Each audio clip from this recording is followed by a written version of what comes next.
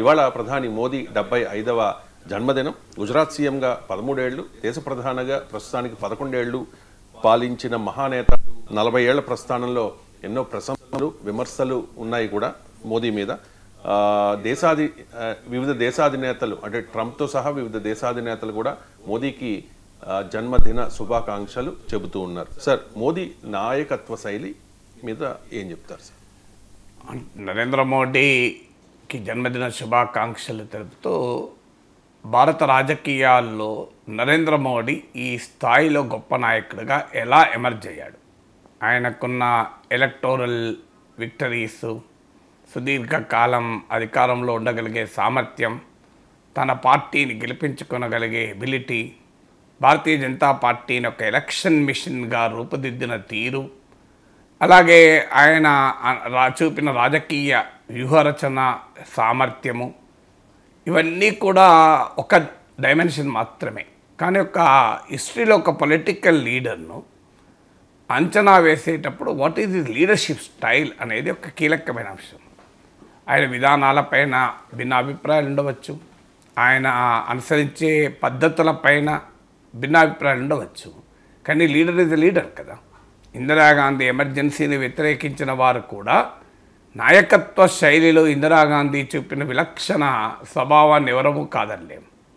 So అందువల్ల ఎప్పుడు కూడా ఒక నాయకుని జన్మదిన సందర్భంగా ఆ నాయకత్వ శైలిలో ఉన్నటువంటి ప్రత్యేకతలు చర్చించుకోవడము నిజమైన సందర్భం అవుతుంది.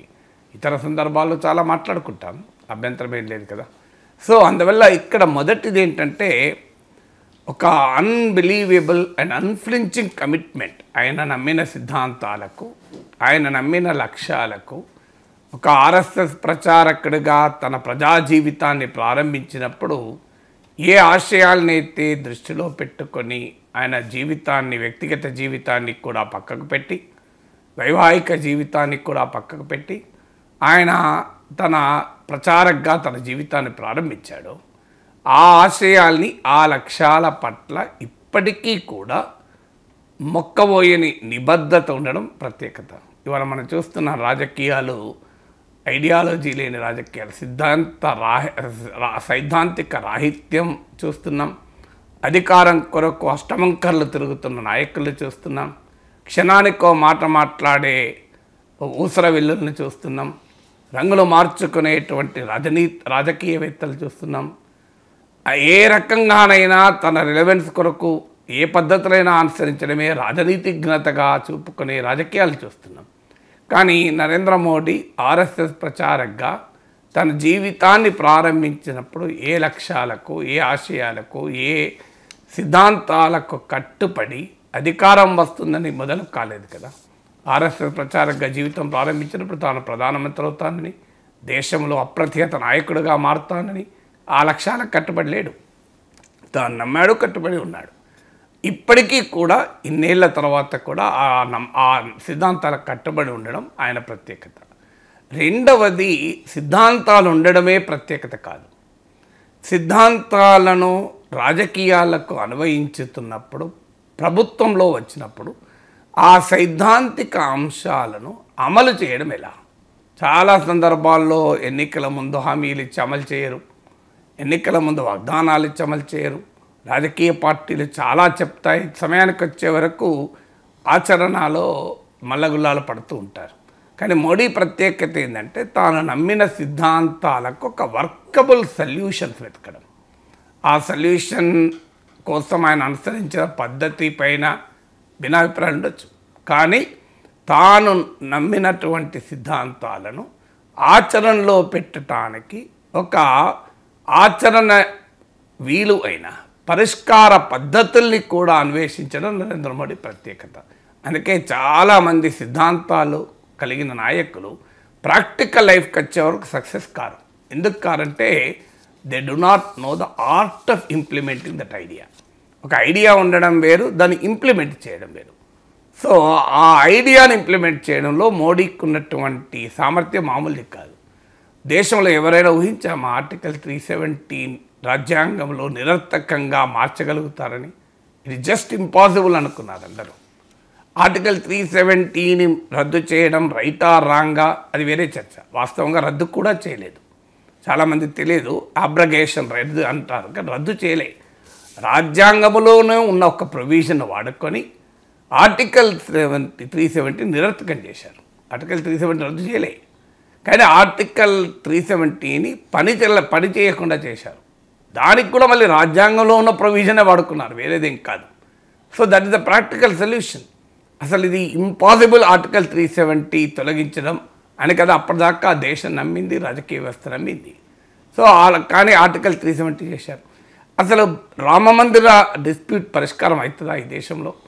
అది కనుక పరిష్కారం అయ్యే క్రమంలో ఎంతటి రక్తపాతం చూస్తామో, ఎంతటి అల్లకల్లోలాన్ని చూస్తామని అందరూ అనుకున్నారు కదా. వాస్తవంగా రథయాత్ర సందర్భంగా అల్లకల్లోలం జరిగిన మాట కూడా నిజం. కానీ ఫైనల్గా అది పరిష్కారమైన తీరు చూస్తే దేశంలో ఎక్కడా పెద్ద అలజడులు లేవు, వేల సంఖ్యలో ప్రజా సమీకరణ లేవు. పెద్ద ఎత్తున మీకు రామ మందిర ప్రారంభం సమయంలో దేశంలో లక్షలాది మంది రోడ్డు మీదకి వచ్చి నిరసన తెలిపింది ఏమీ లేదు కదా. సో ఆర్టికల్ 370 తర్వాత రామ మందిర నిర్మాణం అనే యొక్క అత్యంత సంక్లిష్టమైనటువంటి సమస్యను సుప్రీంకోర్టు తీర్పే కావచ్చు, బట్ పరిష్కారం అయితే అయిపోయింది కదా. ఇక పరిష్కారం అయిపోయింది. ఇవాళ ప్రతిపక్ష పార్టీలు కూడా ఊపిరి పీల్చుకుంటున్నాయి, ఇక పని అయిపోయింది. ఇక దాని చుట్టూ మళ్ళీ పొలిటికల్ మొబిలైజేషన్కి అవకాశం లేకపోయింది, సమస్య అయితే అయిపోయింది కదా అని. ఇవాళ మీకు చాలామంది ఊహించినట్లు రామ మందిరం కడితే దేశమంతటా గందరగోళం అవుతున్నారు, ఏం కాలే కదా. సో అందువల్ల మోడీ ప్రత్యేకతకు ఇది ఉదాహరణ. అంటే ఆర్టికల్ 370 రామ మందిర నిర్మాణం ఉమ్మడి పౌరస్మృతి కూడా రాజ్యాంగంలో ఉన్నా కూడా ఇది ఎలా అమలవుతుంది అనేది ఎవరికీ అర్థం కాని పరిస్థితుల్లో త్రిపుల్ తలాక్ లాంటివి రాజ్యాంగ విరుద్ధమని సుప్రీంకోర్టు ప్రకటించడము, ఈ పరిణామాలన్నీ చూస్తుంటే ఉమ్మడి పౌరస్మృతి వైపుగా కూడా డిసిసివ్ అడుగులు పడుతున్నాయని అర్థమవుతుంది. అందువల్ల ఒక ఐడియాస్కు నిబద్ధత కలిగి ఉండడమే కాదు, ఆ ఐడియాస్కు ఆచరణ పరిష్కారాలని కూడా వెతకడంలో మోడీకి ఉన్న ప్రత్యేకత. ఇది రెండవది. మూడవది, ఎప్పుడైనా ఒక వ్యక్తి ఒక నాయకత్వ స్థానంలో ఉన్న వ్యక్తి, అది దేశానికి నాయకత్వం కావచ్చు, కంపెనీకి నాయకత్వం కావచ్చు, ఒక సంస్థకు నాయకత్వం కావచ్చు, ఒక పార్టీకి నాయకత్వం కావచ్చు, ఒక కుటుంబంలో తండ్రిగా నాయకత్వం వహించవచ్చు. నాయకుడికి ఉండాల్సిన లక్ష్యం ఏంటంటే ఒక రిస్క్ అపటైట్ అంటారు. అంటే ఈ పని చేస్తే నష్టం జరిగే అవకాశం ఉంది, అందుకని నేను ఆ పని చేయను, ముట్టుకోను. ఈ రకంగా గోడ మీది పిల్లిలాగా ఊగిసలాట వైఖరి ఉండడం నాయకత్వ లక్షణం కాదు. నాయకత్వ లక్షణం ఏంటి అంటే చరిత్ర తనను ఏ రకంగానైనా చూడనియండి, నేను ఇది నమ్మాను, ఈ రిస్క్ తీసుకుంటాను అనడం నాయకత్వ లక్షణం. అలా తీసుకున్న వారు చరిత్రలో దాని పర్యవసనాలు కూడా అనుభవించారు. ఇంటర్నల్ ఎమర్జెన్సీ రాజ్యాంగంలో ఒక ప్రొవిజన్, అది వాడడం అనేది మామూలు విషయం కాదు. రాజ్యాంగంలో కొంత జాగ్రత్త కొరకు ఏర్పాటు చేశారు ఒక అత్యవసర పరిస్థితి ఎదుర్కోవడానికి. ఇందిరాగాంధీ దాన్ని వాడింది, తర్వాత ఏ నాయకుడు వాడే ధైర్యం కూడా చేయలేదు. చూడండి, ఇప్పటికీ కూడా దాని పర్యవసనాలు ఇందిరాగాంధీ రాజకీయ వారసత్వం ఎదుర్కొంటోంది. అందువల్ల అది మంచైనా చెడైనా ఒక రిస్క్ తీసుకోవడానికి ముందుకు రావడం. అబ్రహాం లింకన్ యాంటీ స్లేవరీ ప్రతిపాదన తీసుకొచ్చాడు, పెద్ద రిస్క్ తీసుకున్నాడు. రూజ్వెల్ట్ న్యూ డీల్ అని గ్రేట్ డిప్రెషన్ టైంలో న్యూ డీల్తో ముందుకు వచ్చాడు. అంటే ఒక రిస్క్, ఇప్పుడు ఇది చేస్తే ఏమి జరుగుతుందో తెలియని ఒక విచిత్రమైన పరిస్థితులు ఉన్నప్పుడు కూడా రిస్క్ తీసుకోవడం మోడీకి ఉండే ఒక ప్రత్యేకత. మీరు డిమానిటైజేషన్ ఒక ఉదాహరణ. 2016లో డిమానిటైజేషన్ చేపట్టినప్పుడు 2017లో ఉత్తరప్రదేశ్ ఎన్నికలు ఉన్నాయి. అసలు ఇది 86% కరెన్సీని తొలగిస్తే అసలు ఏ రకమైన పర్యవసనాలు వస్తాయో ఎవరికీ తెలియదు. కానీ ఆ పర్యవసనాలను రిస్క్ తీసుకున్నాడు. ఆ డిజాస్టర్ వాస్తవంగా డిమానిటైజేషన్ బిగ్ ఫెయిల్యూరే కావచ్చు, కానీ నేను ఇక్కడ మాట్లాడుతున్నది ఆయన విధానాలపైన మాట్లాడలేదు, ఆయన నాయకత్వ శైలి మీద మాట్లాడుతున్నాను. సో అలాంటి రిస్క్ తీసుకున్నాడు. 2017 ఎలక్షన్లో గెలిచాడు కూడా, మామూలు విషయం కాదు. సో ఇలా రిస్క్, మీకు ఇంకొక ఉదాహరణ కూడా చెప్తాను. భారతదేశం మొదటి నుంచి వాజ్పేయి వరకు కూడా అనుసరించిన విధానం ఏంటి, మన్మోహన్ సింగ్ వరకు కూడా అనుసరించిన విధానం, ఎల్ఓసి దాటకూడదు. ఎల్ఓసి దాటి పాకిస్తాన్ సార్వభౌమాధికారాన్ని సావరెనిటీని వైలేట్ చేసి మనం వెళ్ళకూడదు అని 1971 తర్వాత కన్సిస్టెంట్గా కాంగ్రెస్ ప్రభుత్వాలకు కావచ్చు, బీజేపీ ప్రభుత్వాలకు కావచ్చు, వాజ్పేయి లాంటి ప్రఖ్యాత నేతలు కావచ్చు, మన్మోహన్ సింగ్ లాంటి మేధావులు కావచ్చు, పివి నరసింహారావు లాంటి రాజనీతిజ్ఞులు కావచ్చు, రాజీవ్ గాంధీ లాంటి తిరుగులేని నాయకులు కావచ్చు. 400కు పైగా మెజార్టీ రాజీవ్ గాంధీకి 1984 ఎలక్షన్స్లో. కానీ అందరూ కూడా గీత దాటవద్దు. కార్గిల్ యుద్ధ సమయంలో అటల్ బిహారీ వాజ్పేయి కూడా అదే ఆదేశం ఇచ్చాడు. అది రిస్క్, అది అనుయుద్ధానికి దారి తీయచ్చు, అది ప్రమాదకరమైన పరిస్థితులకు తీసుకెళ్ళవచ్చు అంటూ ఎప్పుడూ గీత దాటలేదు. కానీ మొదటిసారిగా మోడీ రిస్క్ తీసుకున్నాడు. యూరి అటాక్ తర్వాత సర్జికల్ స్ట్రైక్స్ పాక్ ఆక్యుపైడ్ కాశ్మీర్లోకి వెళ్ళి కొట్టాడు, ఏమీ కాలే. సో అదేనా కనీసం పాక్ ఆక్యుపైడ్ కాశ్మీర్ తర్వాత మీకు పుల్వామా తర్వాత ఏకంగా బాలాకోట్ ఖైబర్ పఖ్తూన్ఖ్వా రాష్ట్రంలోని డీప్ ఇన్సైడ్ పాకిస్తాన్ వెళ్ళి అటాక్ చేశారు. ఇది చాలా సాహసోపేతమైన చర్య. ఎందుకంటే దీని కాన్సిక్వెన్సెస్ ఎలా ఉంటాయో ఎవరూ చెప్పలేము. దేశానికి కాన్సిక్వెన్సెసే కాదు, నరేంద్ర మోడీ కూడా రాజకీయ కాన్సిక్వెన్సెస్ ఉంటాయి. ఎందుకంటే అది మోడీ తీసుకున్న నిర్ణయం వల్ల దేశం తీవ్రంగా నష్టపోతే మోడీకి రాజకీయంగా కూడా నష్టమే జరుగుతుంది. కానీ ఆ రిస్క్ తీసుకున్నారు, బాలాకోట్ స్ట్రైక్స్ చేశారు. ఇక తర్వాత ఆపరేషన్స్ ఉంది, ఇంకా ఎక్కువ రిస్క్. ఏకకాలంలో 9 టెర్రరిస్ట్ ఇన్ఫ్రాస్ట్రక్చర్ అటాక్ చేస్తే, ఆఖరికి నూర్ఖాన్ ఎయిర్ బేస్ను కూడా దాడి చేస్తే, సర్గోదా ఎయిర్ బేస్ను దాడి చేస్తే, అంటే పాకిస్తాన్ అణు కేంద్రాలకు సమీపంలోకి వెళ్ళి పాకెట్లోకి వెళ్ళి ఇంకో నువ్వేదో అణ్వాయుధాలు పెట్టుకుని ఎగురుతున్నావు, we have the strike ability అంటే ఏం జరుగుతుందో తెలియదు. ఎందుకంటే అందులో అది పాకిస్తాన్. సో కనీసం ఒక రెస్పాన్సిబుల్ కంట్రీ పైన అటాక్ చేస్తే ఏం జరుగుతుందో ప్రిడిక్ట్ చేయగలం. Pakistan is an unpredictable country, ఒక ఫెయిల్డ్ స్టేట్, ఒక ఫ్లాడ్ స్టేట్, ఒక టెర్రరిస్ట్ స్టేట్, ఒక ఉద్దేశమే ఉన్మాదము నరనరాన నింపుకున్న దేశం అది. ఆ దేశానికి పైన ఆ స్థాయిలో చేస్తే ఏం జరుగుతుందో తెలియదు. ఇది వెరీ హై రిస్క్. రిస్క్ తీసుకున్నాడు, ఆపరేషన్ సింధూర్ సక్సెస్ అయింది. అందువల్ల ఒక లీడర్కు ఉండేటువంటి గొప్ప లక్షణం ఏంటంటే రిస్క్ అపటైట్. సో అంతటి రిస్క్ తీసుకోవడం కూడా మోడీ ప్రత్యేకత. 4వది ప్రజల మూడును బట్టి నాయకులు వెళ్తూ ఉంటారు. చాలాసార్లు చెప్తుంటారు చూడండి, ప్రజల మనోభావాలను బట్టి మేము వెళ్తాము అని. కానీ ఒక లీడర్ ఎప్పుడు కూడా ప్రజల వెనకాల వెళ్ళేవాడు లీడర్ కాదు. లీడరు ప్రజల ఆలోచన స్థాయిని పెంచి ప్రజలకు ఒక నూతన ప్రపంచాన్ని చూపెట్టగలగాలి. ఆ ప్రపంచం చూపెట్టడంలో ఆయన సక్సెస్ అయ్యాడా లేడా అది ఆచరణలో అవన్నీ మళ్ళీ వేరే డిబేట్. కానీ యొక్క ప్రజల ఇమాజినేషన్ను క్యాచ్ చేయగలగాలి. Somebody you catcher the imagination the people will be a leader. మీరు ఈ గొప్ప నాయకులు ఎవరైనా చూడండి, who could catch the imagination of the people. మీకు మోడీ ప్రత్యేకత ఏంటంటే ఆ ఇమాజినేషన్ ఆఫ్ ద పీపుల్. ఎవరమైనా ఊహించామా యూపీఐ ట్రాన్సాక్షన్స్ ఒక రోడ్డు పైన ఒక 2 జాంపళ్ళు తీసుకుంటే 20 రూపాయలు మేము ఆన్లైన్లో గూగుల్ పేలో చెల్లిస్తాం. ఎవరైనా ఊహించామా ఒక టీ తాగితే గూగుల్ పే ఇస్తామని? ఈవెన్ అమెరికాలో కూడా ఇట్లా ఉండదు మీకు. ఈవెన్ టుడే ఈవెన్ అమెరికాకి వెళ్ళండి, ఇప్పటికి కూడా అమెరికాలో ఇట్లా ఆన్లైన్ ట్రాన్సాక్షన్స్ ఈ స్థాయిలో ఉండవు. సో ఇది ఒక టెక్నాలజీని ఇలా ఉపయోగించవచ్చు అనేటువంటి ఒక ఇమాజినేషన్. సో ఇప్పుడు వికసిత భారత్ అని ఒక ఇమాజినేషన్, $5 ట్రిలియన్ ఇమాజినేషన్. ఇప్పుడు $5 ట్రిలియన్ రాకపోవచ్చు, ఒక గ్రేట్ పవర్ కావాలని ఇమాజినేషన్. అంటే నిరంతరం నిరాశావాదంతో ఉండే రాజకీయాలను చూస్తాం. అందుకే మోడీ భాషలో చెప్పాలంటే ప్రొఫెషనల్ పెసిమిస్ట్ అంటారు. సో నిరంతర వృత్తిరీత్యా అసంతృప్తవాదులు. ఇక వాళ్ళ జీవితం అంతా అసంతృప్తి, నిరాశ, దేశంలో ఏం జరగడం లేదు, అంత అన్యాయం అయిపోయింది, నిరుద్యోగము, ఆకలి, పేదరికం, అసమానతలు, ఇవన్నీ నిజమే. కానీ నిజమని చెప్పి ఈ అసంతృప్తిలో ఈ నిరాశలో బతుకుతామా? జీవితంలో ఆశ వైపుగా మనం పునాదుల వైపుగా దేశాన్ని నడిపించాలి కదా. నాయకుడు అనేవాడు నిరాశతో సైన్యాన్ని నడిపించలేడు.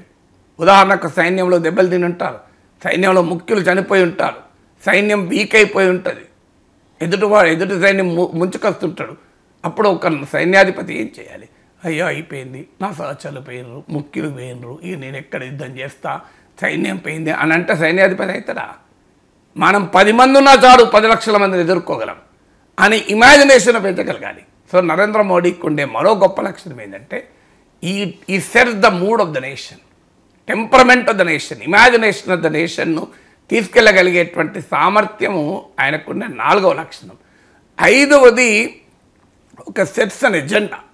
మీరు ఇలా పాలిటిక్స్ చూడండి, గత 11 ఏళ్ళుగా, ఆ మాటకు అంతకన్నా ముందు మోడీ మాటే దేశంలో చర్చనీయాంశం. మోడీ వ్యాఖ్యలపైనే దేశమంతా చర్చ, విమర్శలైనా మోడీ చుట్టే. సో ఎంటైర్ పాలిటిక్స్ను తన చుట్టూ పోలరైజ్ చేసుకోగలిగాడు. సో ఇది హెవీలీ పోలరైజింగ్ ఫిగర్ అయిపోయాడు. ఇలా మోడీని ప్రశ్నించిన Modi, you may love Modi, you may hurt Modi, you can't ignore Modi కదా. సో ఇంత ప్రధానమంత్రులు చాలామంది ఉన్నారు కదా, కానీ ఈ దేశం మొత్తాన్ని తన చుట్టూ తిప్పుకోగలిగేటువంటి సామర్థ్యం ఒక నాయకుడికి ఉండడం మామూలు విషయం కాదు కదా. ఇక దాని ప్రభావం మనం ఇవాళ చూస్తున్నాం కదా. ఈవెన్ టుడే 11 ఏళ్ల తర్వాత కూడా still majority of Indians NDA ప్రభుత్వం పైన అసంతృప్తి ఉన్నా ఈ స్టిల్ లవ్ మోడీ అంటున్నారు. ఇది మామూలు విషయం కదా. అది కూడా across reasons, across ages, gender, class, caste అన్నీ కదా. మీకు తేడాలు ఉండొచ్చు, తరతమ తేడాలు. ఈవెన్ మీకు బీజేపీకి 1% ఓటింగ్ ఉన్న ప్లేస్లో కూడా మీరు వెళ్ళడగండి, ప్రధానమంత్రిగా మీ చాయిస్ అంటే మోడీ పేరే చెప్తారు ఎక్కువ మంది. తగ్గచ్చు. ఇటీవల 3వ నేషన్ ఇండియా టుడే సర్వేలో 4% మోడీ ఇమేజ్ తగ్గింది, రాహుల్ గాంధీ ఇమేజ్ 5% పెరిగింది, భారతీయ ఎన్డీఏ ఇమేజ్ అయితే 10% తగ్గింది. ఎన్నికల్లో 60 సీట్లు మోడీ కోల్పోయాడు. మోడీ ఇన్విన్సిబుల్ కాదు, ఇవన్నీ నిజమే కావచ్చు. But still Modi is the most popular political leader in India. India జనాభా రీత్యా పెద్దది కనుక ప్రపంచంలోనే అత్యంత జనాదరణ కలిగిన నాయకుడు నరేంద్ర మోడీ. అది కూడా కులాలకు అతీతంగా, ప్రాంతాలకు అతీతంగా. ఈ ట్రెండ్ మనం ఇందిరాగాంధీలో చూసాం. ఇందిరాగాంధీని ఏ మారుమూల ప్రాంతం పైన ఇందిరాగాంధీని గుర్తించేవారు, గుర్తుపెట్టుకునేవారు. మీకు అది రాష్ట్రంతో సంబంధం లేదు, భాషతో సంబంధం లేదు, క్లాస్తో సంబంధం లేదు. ఎక్కడికైనా వెళ్ళి ఇందిరాగాంధీ నుక్ అండ్ కార్నర్ అంటారే. దేశం నలుమూలల ఇందిరాగాంధీ గుర్తించారు, ఇప్పుడు నరేంద్ర మోడీ గుర్తిస్తారు. సో అందువల్ల ఆ రకంగా దేశం యావత్తు దృష్టిని తన మీద ప్రసరింప చేసుకోగలిగేటువంటి ఒక వ్యక్తిగత శైలి కూడా మామూలు విషయం కాదు. అది 5వది. 6వది తన వ్యక్తిగత జీవితం. సో మీరు ఎన్నన్నా చెప్పండి, ఇవాళ మనం రాజకీయాల్లో చూస్తున్నాం కదా, డైనాస్టిక్ వారసత్వము, హంగులు. ఒక నాయకుడు ముఖ్యమంత్రి అయినా, మంత్రి అయినా, కుటుంబాల చుట్టూ, ఫ్యామిలీ చుట్టూ ఒక వలయంలాగా ఉండి ఇక వారే వంశ పారంపర్యంగా అధికారాన్ని అనుభవిస్తూ ఉంటారు. మీరు చూస్తూ ఉండండి. కానీ ఎక్కడన్నా నరేంద్ర మోడీ కుటుంబం మనకు కనబడుతుంది, మీరు చూడండి ఎక్కడన్నా. సో నరేంద్ర మోడీ కుటుంబ సభ్యులు రాజకీయాల్లో కనబడరు. కంప్లీట్గా పర్సనల్ లైఫ్ను, పబ్లిక్ లైఫ్ను డీలింక్ చేసి తన పర్సనల్ లైఫ్లో ఇవాళ మోడీకి ఉండే అడ్వాంటేజ్, బీజేపీకి ఉండే అడ్వాంటేజ్ అదే. ఆయనకి ఏముంది ఆశించేది, కుటుంబమే లేదు కదా అని. ఆయన విమర్శలు ఉండొచ్చు, క్రోనీస్, అదానీ లాంటి వారి ఆస్తులు పెంచడానికి మోడీ ఉపయోగపడ్డాడు. అదేం కొత్తవి కాదు కదా. కాంగ్రెస్ ప్రభుత్వం అంబానీల ఆస్తులు పెంచాయని, అంతకుముందు నెహ్రూ ప్రభుత్వం కానుంచి టాటాల బిర్లాల ఆస్తులు పెంచామని ఈ విమర్శలు ఇలా కొత్తవి కావు కదా. సో మీకు ఈ విమర్శలు సహజంగా ఎక్కడైనా ఉంటాయి, ఇప్పుడు కూడా ఉంటాయి. కానీ పర్సనల్ లైఫ్లో మాత్రం నువ్వు ఇప్పటికీ నరేంద్ర మోడీ ఇంకో 100 కోట్లు తిన్నాడు, నరేంద్ర మోడీ ఇంకో పలానా తన వాడికి మెయిల్ చేశాడు అని ఎవరైనా ఆరోపించగలుగుతున్నారా? అందులో పర్సనల్ లైఫ్లో ఆ రకంగా ఉండడం కూడా ఇవాళ ఒక పెద్ద అసెట్. అది కూడా ఇవాళ born with silver spoon in his mouth అని ఇంగ్లీష్లో ఈడియం ఉంది. అంటే ఒక వెండి స్పూన్తో పుట్టాడండి, గోల్డెన్ స్పూన్తో పుట్టాడంటారు. కానీ మీకు నరేంద్ర మోడీ ఒక అత్యంత నిరుపేద జీవితంలో ఒక ఛాయ్ వాలాగా పుట్టి ఒక అతి చిన్న స్థాయి, అత్యంత నిరుపేద కాకపోయినా అతి చిన్న స్థాయి నుంచి వచ్చి ఏ గాడ్ ఫాదర్ లేడు మీకు. ఆయనను ఎవరో నాయకుడిగా లాక్కరాలే. కేవలం తన ఇండివిజువల్ ట్రేట్స్తో, తన శక్తి సామర్థ్యాలతో ఒక రాజకీయ పార్టీలో అత్యున్నత స్థాయికి ఎదిగాడు. అది కూడా తీవ్రమైన అవాంతరాల్ని అడ్డంకుల్ని ఎదుర్కొని 2002లో రాజధర్మాన్ని అతిక్రమించాడు మా వారంటూ వాజ్పేయి మాట్లాడడం, ఆ రోజే గుజరాత్ ముఖ్యమంత్రిగా పదవి పోతుందేమో అని అన్న పరిస్థితి, ప్రధానమంత్రి పదవికి బీజేపీ అభ్యర్థి అంటే ఎల్కే అద్వానీ, మురళీ మనోహర్ జోషి లాంటి సీనియర్ నేతల వ్యతిరేకతను, సో వీటన్నిటిని అధిగమించి ఒక దేశ ప్రధాని కాగలిగాడు. సో ఇది ఒక personal journey of Narendra Modi. అనేక రకాల దాడులను ఎదుర్కొన్నాడు, కానీ వ్యక్తిగత దాడులను ఎదుర్కొన్నాడు, కానీ స్టిల్ ఈ remain A leader of reckoning. So అందువల్ల పర్సనల్ లైఫ్ అనే జర్నీ కూడా మామూలు జర్నీ కాదు కదా. సో అదొక ట్రెమెండస్ జర్నీ మామూలు ఏ స్థాయి నుంచి. ఆరవది అడాప్టబిలిటీ అనేది, అంటే ఒక లీడర్కు ఉండే లక్షణం ఏంటంటే, ఒక సీఈఓ కంపెనీ లీడర్ సీఈఓ అనుకోండి, బోర్డు రూమ్లో ఎలా ఉండగలడో సాధారణ ఉద్యోగులతో ఉండడం, కస్టమర్లతో ఉండగలగడం, సో అన్ని సందర్భాల్లోనూ కూడా అడాప్టబుల్ కావడం. ఒక పబ్లిక్ స్కూల్ బ్యాక్గ్రౌండ్ లేదు, ఓ విదేశీ ఆక్స్ఫోర్డ్ క్యాంబ్రిడ్జ్ యూనివర్సిటీలో చదవలేదు, ఒక అద్భుతమైన ఇంగ్లీష్లో మాట్లాడలేడు, ఒక గ్రామీణ నేపథ్యం, ఒక సాధారణ కుటుంబ నేపథ్యం. కానీ మీరు అంతర్జాతీయ వేదికలపైన చూడండి, ప్రపంచ అగ్రనేతలతో ఎంత ఈజీగా మెలగలుగుతాడు, అది మామూలు విషయం కాదు. ఇప్పుడు మనమే ఎవరైనా ఒక సీనియర్ అధికారి దగ్గరికి వెళ్ళామనుకోండి, ఎంబ్రాసింగ్ ఫీల్ అవుతాం. ఓ ముఖ్యమంత్రి దగ్గరికి వెళ్ళామనుకోండి, సామాన్యుడు ఎంబ్రాసింగ్ ఫీల్ అవుతాడు. ఒక ఎస్పీ దగ్గరికి ఒక సామాన్యుడు పోయిన ఎంబ్రాసింగ్ ఫీల్ అవుతాడు, ఎందుకంటే ఆ గ్యాప్ కనబడుతుంది. కానీ ఎక్కడా మీరు చూడండి, డొనాల్డ్ ట్రంప్ కావచ్చు, వ్లాదిమిర్ పుటిన్ కావచ్చు, జీ జింపింగ్ కావచ్చు, ద ఈజ్ విత్ విచ్ ఈ కెన్ ప్రపంచాధినేతలతో ఒక సమాన స్థాయిలో మాట్లాడగలిగి డీల్ చేయగలిగారు. మనం చూసాం ట్రంప్ ముందట ఎట్లా డక్కా మొక్కిలుతున్నారని.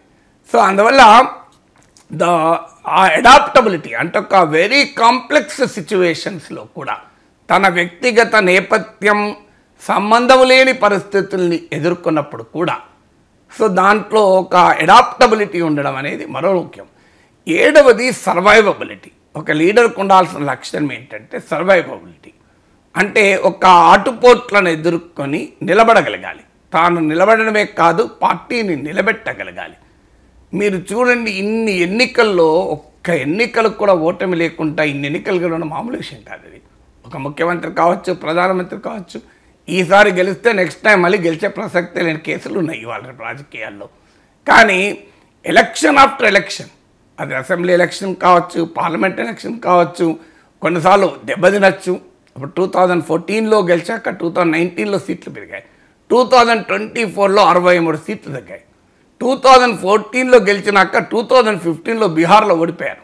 నాకు ఇప్పటికి గుర్తు, ఆ రోజే అద్వానీ, మురళీ మనోహర్ జోషి లేఖలు రాశారు.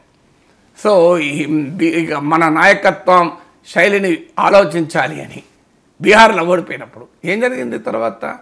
ఈ రిమైండ్ వెరీ వెరీ పవర్ఫుల్ కదా.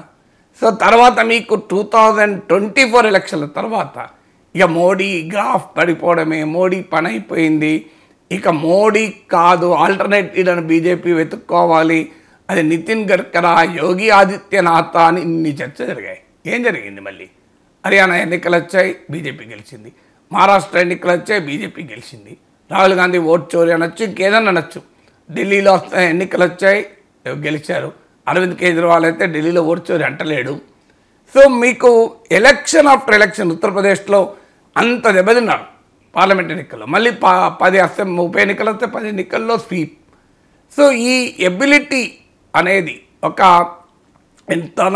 తన ఆటుపోట్లను ఎదుర్కొని ఎవరైనా ఊహించామా? ఈశాన్య భారతదేశంలో కూడా బీజేపీ ఎక్స్పాండ్ అవుతుందని, క్రిస్టియన్ మెజారిటీ స్టేట్స్లో కూడా బీజేపీ గెలుస్తుందని ఎవరైనా ఊహించామా? కాశ్మీర్లో పీడీపీ లాంటి ఇస్లామిక్ ఫండమెంటలిస్ట్ పార్టీతో కూడా పొత్తు పెట్టుకొని జమ్మూ కాశ్మీర్లో కూడా బీజేపీ అధికారాన్ని 3 ఏళ్ల పాటు అధికారంలో ఉంటుందని. సో అక్కడి నుంచి మొదలుకొని సౌత్, ఈస్ట్, నార్త్, వెస్ట్ అన్ని దిక్కుల్లా బీజేపీని వ్యాపింపచేయడం. హిందూ పార్టీగా ముద్ర పేరుగాంచిన భారతీయ జనతా పార్టీని హిందీయేతర ప్రాంతాలలోకి, హిందూయేతర జనాభాలోకి కూడా తీసుకెళ్ళగలగడం, అక్కడ పాపులర్ చేయడం అనేది ఒక లీడర్షిప్ ఉండేటువంటి ఎబిలిటీని మనకు తెలియజేస్తుంది. అంటే ఆటుపోట్లు ప్రతి వ్యక్తి ప్రతి సందర్భంలోనూ గెలుస్తూ ఉండడు.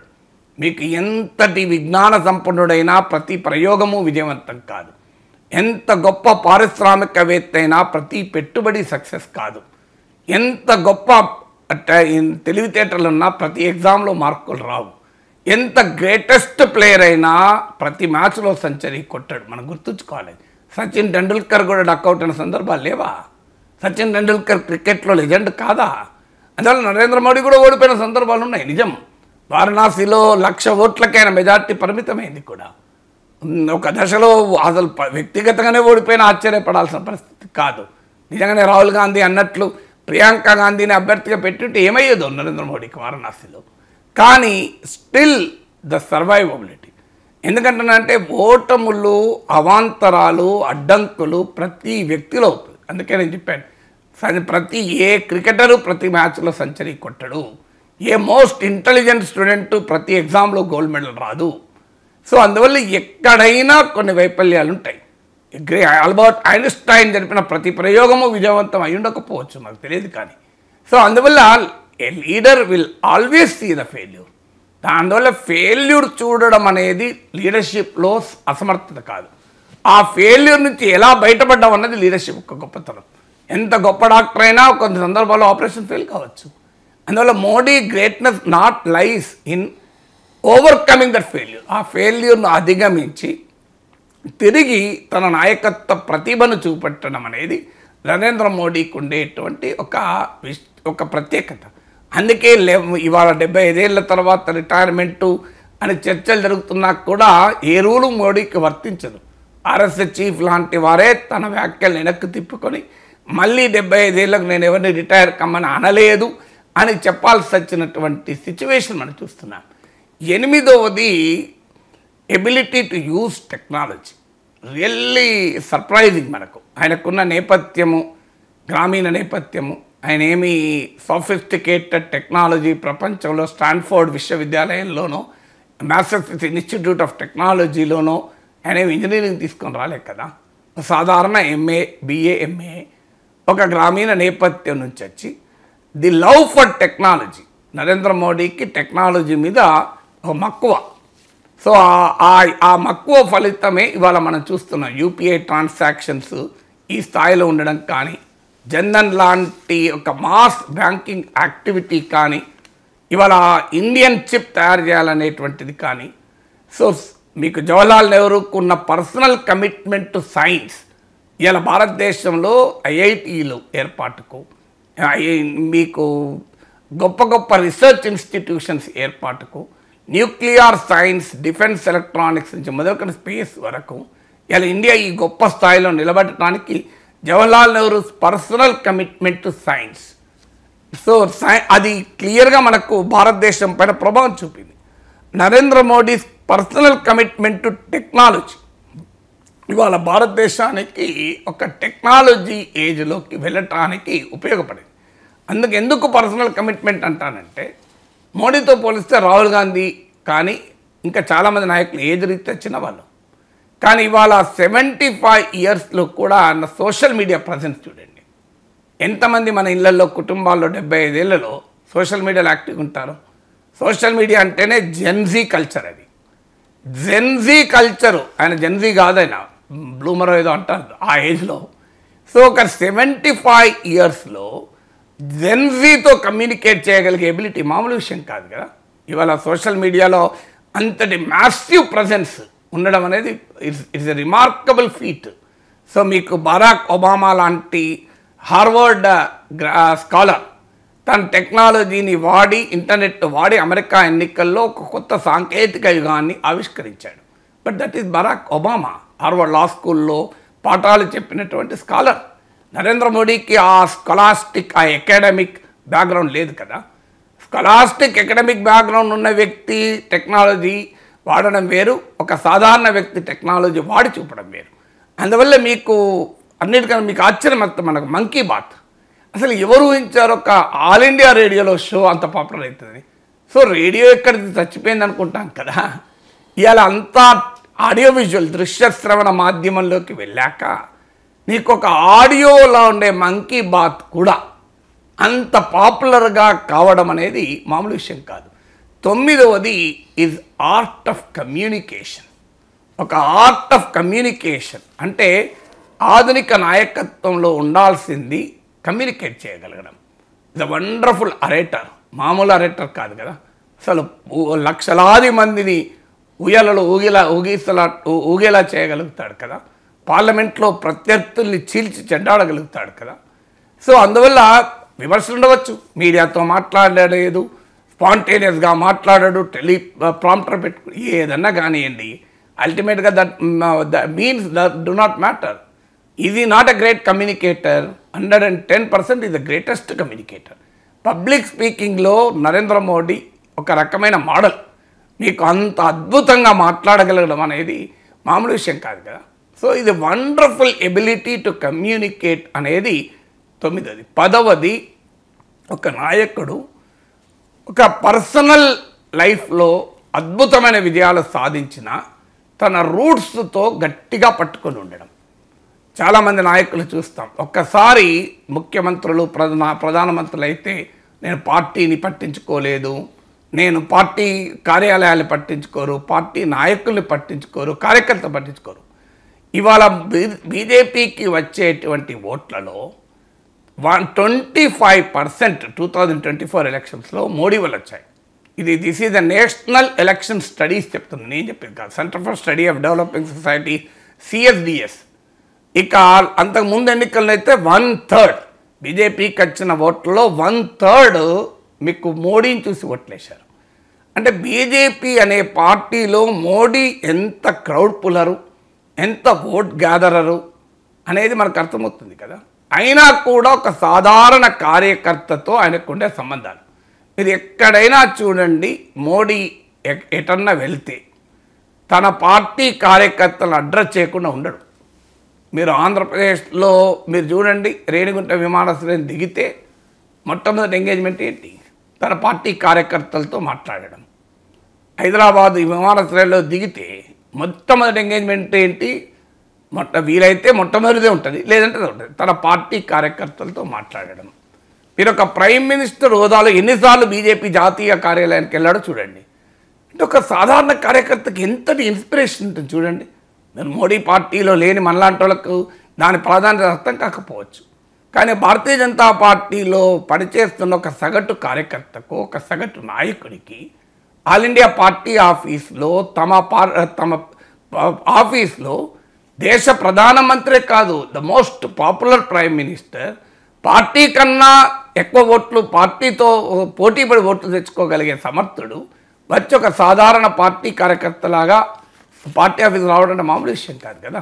నేను గమనించాను, నాకు ఇప్పటికి గుర్తు, హైదరాబాద్ ఎయిర్పోర్ట్ ముందు మాట్లాడుతూ, బేగంపేట ఎయిర్పోర్ట్ ముందు, అమారా సంజయ్నే హుకుం దియా, నన్ను మా సంజయ్ ఆదేశించాడు, నేను వచ్చానని చెప్పాడు. ఆ మాట విన్న తర్వాత బండి సంజయ్లు ఒక 1000 రెట్లు ఎక్కువ ఎనర్జీ కాదు రాదా?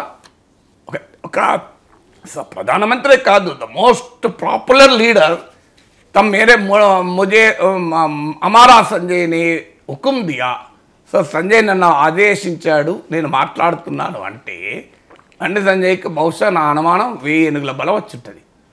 సో అందువల్ల ఒక పార్టీ, ఒక నాయకుడిగా ఒక స్థాయికి వెళ్ళిన ఒక కంపెనీకి CEO కూడా ఆ కంపెనీలో ఒక సాధారణ ఉద్యోగ జీవితం ప్రారంభించాడు. కానీ అది గుర్తుంటుందా? మర్చిపోతాం. ఒక పెద్ద హాస్పిటల్కు చైర్మన్ అయ్యాక ఒక జూనియర్ డాక్టర్తో కలిసి ఎప్పుడన్నా కూర్చుంటారా? ఎక్కడైనా చూసారా మీరు ఎప్పుడన్నా? ఇంపాసిబుల్. అంటే ఇక మేము ఆ స్థాయిలో వెళ్ళిపోయాం, మేము కొత్త ఆర్బిట్కి వెళ్ళిపోయాం, మా ఆర్బిట్ దుర్భేద్యమైంది, మా ఆర్బిట్లోకి ఏమైనా రానియం, మేము ఆర్బిట్ దాటమంటారు. కానీ ఒక సాధారణ కార్యకర్తలతో మిళితం కావడం అంటే తాను ఎంత గెలిచినా, తాను ఏ స్థాయికి వచ్చినా తనను నాయకుడు చేసింది భారతీయ జనతా పార్టీ. ఒక బీజేపీ కార్యకర్తగానే తన జీవితం మొదలైంది. తనను ప్రధానమంత్రి పదవిలో కూర్చుండబెట్టింది రాష్ట్రీయ స్వయం సేవక్ సంఘ్. ఆ ఆర్ఎస్ఎస్ ప్రచారకే కాకపోతే బీజేపీలో ప్రైమ్ మినిస్టర్ అయితాడా? అంటే ఆర్ఎస్ఎస్ సంఘ్ సేవకులు నన్ను ప్రధానం చేశారు, ఈ ఆర్ఎస్ఎస్ సంఘటన నన్ను ప్రధానమంత్రి చేసింది.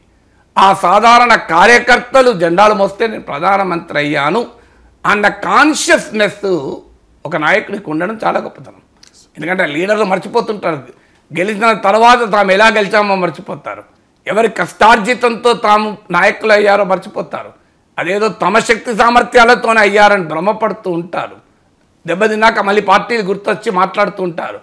కానీ నిజంగా కూడా బీజేపీ విజయానికి తన వ్యక్తిగతమైన కంట్రిబ్యూషన్ అంతా ఉన్నా స్టిల్ ఆ accountability to the grass root party worker, అంటే క్షేత్రస్థాయిలో ఉండే ఒక సాధారణ కార్యకర్తతో నేను జవాబుదారిని, ఒక రాష్ట్రీయ స్వయం సేవకులో ఉండే ఒక సాధారణ స్వయం సేవకుడికి నేను జవాబుదారిని అనే వ్యవహారం.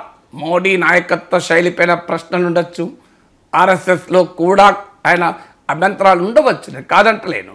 కానీ ఇవాళ కాస్తంత నాయకుడైతే కాళ్ళరెగరేసి ఎవరికి అందకుండా కుటుంబంలో కాస్తంత విజయం సాధిస్తే కుటుంబాన్ని అంజాను కొట్టేటోళ్ళని చూస్తాం. బంధువులు కేర్ కూడా చేయరు. ఒక పెద్ద ఉద్యోగం వచ్చినా, ఓ డబ్బు సంపాదించినా, ఓ పదవి వచ్చినా సంతకుడు నిన్నటిదాకా మెనమామ అని తిరిగినోడు ఇవాళ అసలు మెనమామ కేర్ చేయడు. నిన్నటిదాకా కజిన్స్ను పట్టించుకోడు. మీరు చూస్తుంటాం మనం కుటుంబాల్లో చూడమా. కానీ తాను ప్రధానమంత్రి అయి కూడా తన ఈ స్థాయిలో పార్టీ విజయానికి కారణమై కూడా ఇది accountability to the grass roots party worker, అంటే అతి దిగువన ఉన్న పార్టీ కార్యకర్తతో తనకుండే ఆ లింక్ నిలబెట్టుకోవడం అనేది మోడీ ప్రత్యేకత.